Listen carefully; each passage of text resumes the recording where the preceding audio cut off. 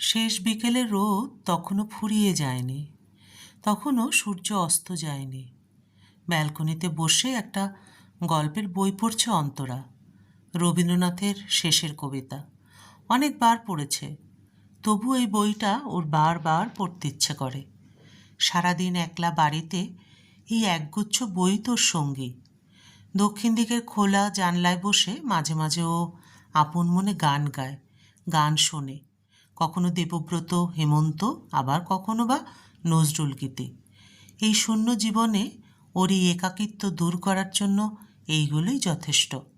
দুপুরবেলা ওর ঘুম আসে না, বসে বসে সারাদিন দেখে ওই আকাশ, রাস্তা, কাক, পায়রা, রাস্তার মানুষজন, আর অপেক্ষা করে কখন ঘড়ির কাঁটায় ৮টা বাজবে, দেবরাজের ফেরার সময়।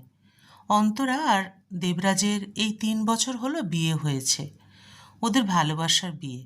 সেই কলেজ লাইফ থেকে ওদের প্রেম। টানা ৫ বছর পর প্রেম পরিণত হয় এই বিয়েতে। রাজারহাটে দেবরাজের অফিস। সে একটা মাল্টিন্যাশনাল কোম্পানিতে চাকরি করে। মাসের শেষে বেশ মোটা টাকার স্যালারি। দুজনের সংসার বেশ ভালোভাবেই চলে যায়।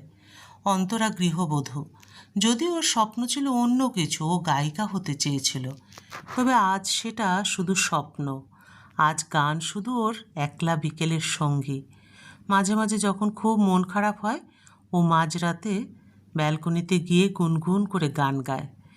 এখন আর দেবরাজ চায় না অন্তরা আর গান করুক, কিন্তু এই দেবরাজই তো অন্তরার গান শুনে প্রেমে পড়েছিল। কলেজে পড়ার সময় যখনই দেখা হতো তখনই বলতো অন্তরাকে গান শোনাতে। আজকাল আর বলে না।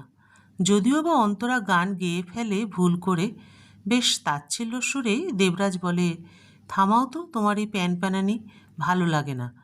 দেবরাজের ভালো লাগে প্রজেক্ট, পার্টি, মিটিং।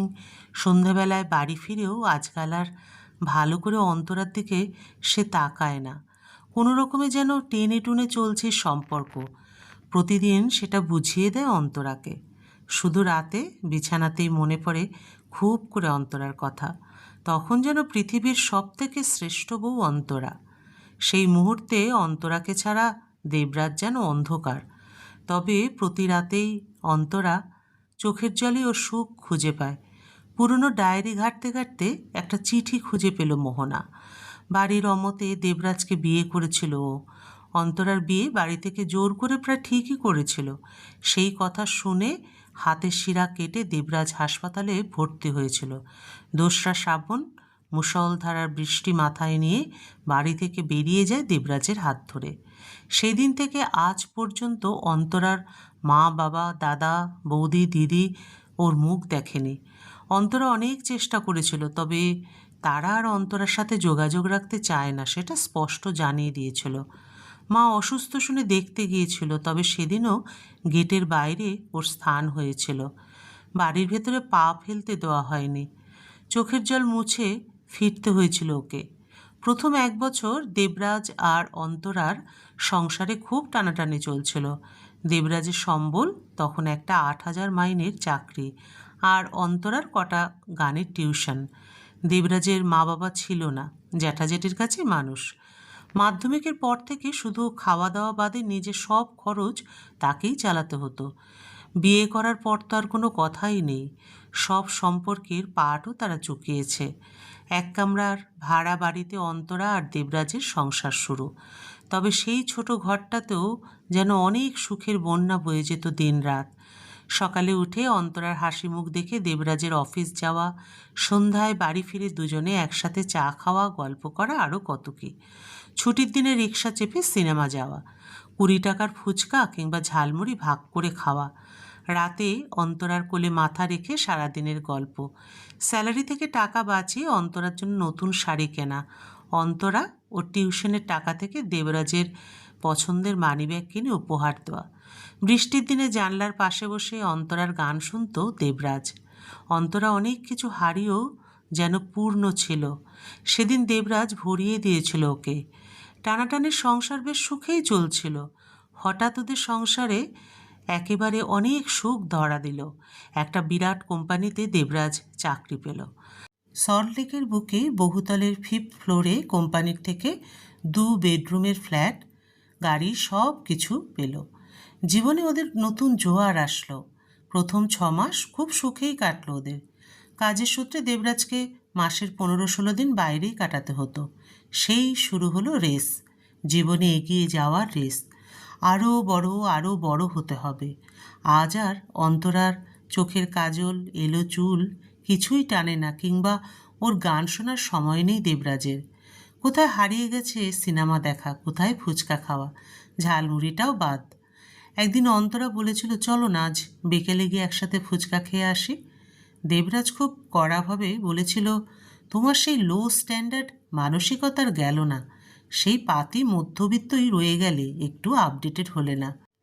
আজকাল ওরা ফুচকা খায় না, 5 স্টার হোটেলে লাঞ্চ কিংবা ডিনার করে, আর বিকেল হলে গিয়ে সিনেমা দেখে না, নাইট ক্লাব বা ডিস্কোতে যায়।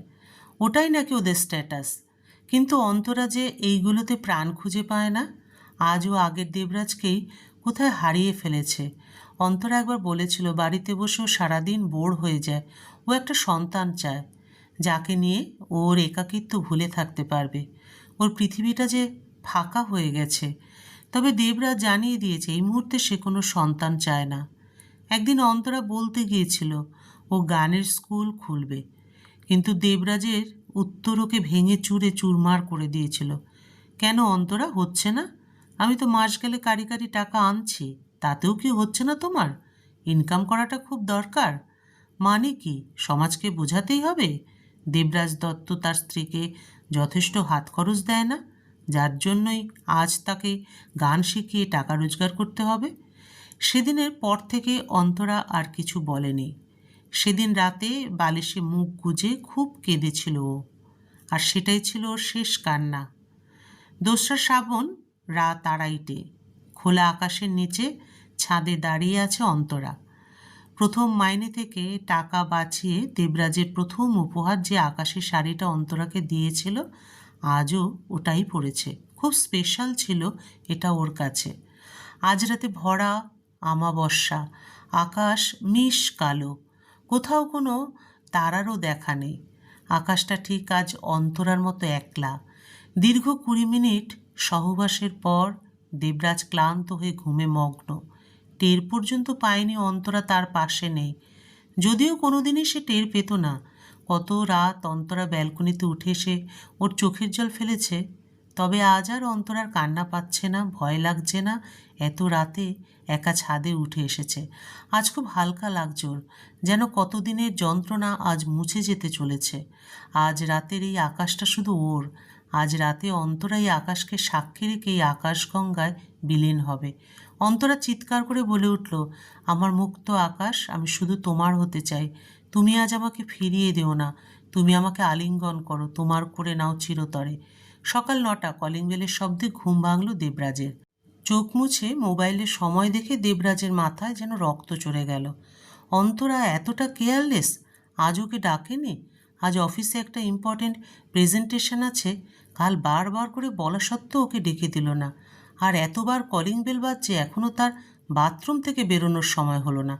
গজগজ করতে করতে দেবরাজ গিয়ে দরজা খুলল।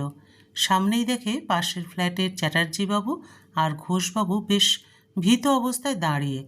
দেবরাজকে বললেন, একবার নিচে চলো। দেবরাজ বলল, কেন, কি হয়েছে বলুন তো? বলছি চলো। দেবরাজে ওনাদের সাথে নিচে গেল। ফ্ল্যাটের পেছনের গ্রাউন্ডে বেশ মানুষের জটলা। তাদের ঠেলে দেবরাজ এগিয়ে যায়। অন্তরার রক্তমাখা আকাশি শাড়ি জড়ানো দেহটা পড়ে আছে। দেবরাজের পায়ের নিচ থেকে মাটি সরে যাচ্ছে। এক নিমেষে ওর পৃথিবীটা অন্ধকার হয়ে গেছে।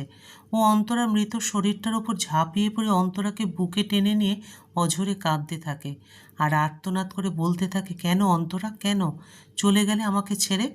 পুলিশি তদন্তের পর অন্তরার আলমারি থেকে একটা চিঠি উদ্ধার হয়। সবে 3 বছর হলো আমাদের দুজনের সাংসারিক জীবনের পথ চলা, তবে আজ মনে হয় যেন 30 বছর পার করেছি। তোমার সাথে কাটানো বিয়ের প্রথম বছরটা আমার কাছে স্বপ্নের মতো ছিল, তবে আজ সব ধোঁয়াশা। জানো দেবরাজ, আমি রোজ চেষ্টা করেছি এই পাল্টে যাওয়া তুমির সাথে মানিয়ে নিতে, একটা নতুন আমি হয়ে উঠতে।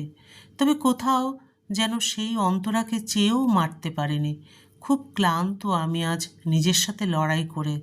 চেয়েছিলাম একটু সুখে স্বাচ্ছন্দ্যে থাকতে, তবে যদি জানতাম এই বিশাল স্বাচ্ছন্দ্যের ভিড়ে আমি আমার সেই দেবরাজকে হারিয়ে ফেলব, তাহলে তো আমার কাছে ওই এক কামরার ভাড়া বাড়িটাই অনেক সুখের ছিল।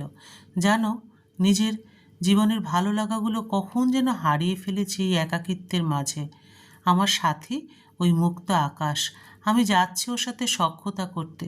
তুমি ভালো থেকো। তোমার প্রতি কোনো অভিযোগ আমার নেই। তোমার সাথে কাটানো আমার জীবনের একটা বছর আমার সারা জীবনের প্রাপ্তি। তবে এই জীবনের ভার আর আমি বইতে পারছি না, তাই বিদায় নিলাম। তুমি ভালো থেকো, পারলে আবার বিয়ে করো, সুখী হয়েও। একটা কথা রাখবে দেবরাজ, ব্যালকনিতে আমি একটা গোলাপ চারা লাগিয়েছি, তাতে কুড়ি এসেছে।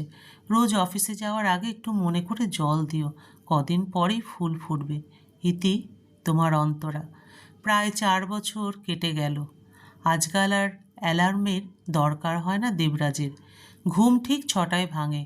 রোজ ব্যালকনিতে সাজানো গাছগুলোতে জল দেয় দেবরাজ। তারপর নিজেই ব্রেকফাস্ট করে অফিসে যায়। সন্ধে 7টায় অফিস থেকে ফিরে যায় একটি স্কুলে, হ্যাঁ গানের স্কুল। সেই এক কামরার ভাড়া বাড়িটার পুরোটা কিনেছে দেবরাজ।